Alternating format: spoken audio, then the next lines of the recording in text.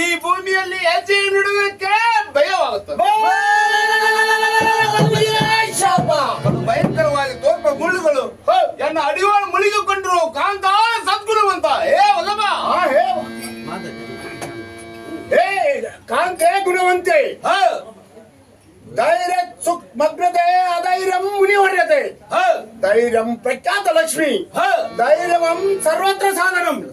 ಹೇ ಕಾಂತೆ ಇದರ ತಾತ್ಪರ್ಯವೇನೆಂದರೆ ಏನಿರುವುದು ಚೆನ್ನಾಗಿ ಪೇಳುವಂತವರಾಗಿರಿ. ಧೈರ್ಯ ಮಾಡುವುದರಿಂದ ಸುಖವು ದೊರೆಯುವುದು, ಧೈರ್ಯ ಮಾಡುವುದರಿಂದ ದುಃಖವೂ ನಿವಾರಣೆ ಆಗುವುದು.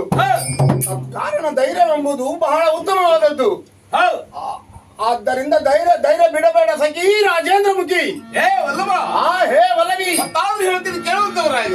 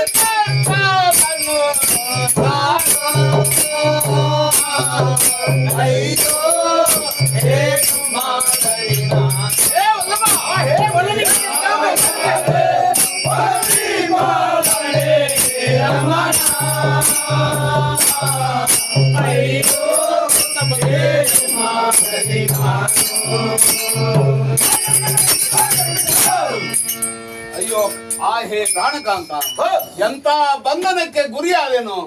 ಅಯ್ಯೋ ಶ್ರೀಹರಿ ಹೆಜ್ಜೆಯಂ ಇಡಲಾರೆನು.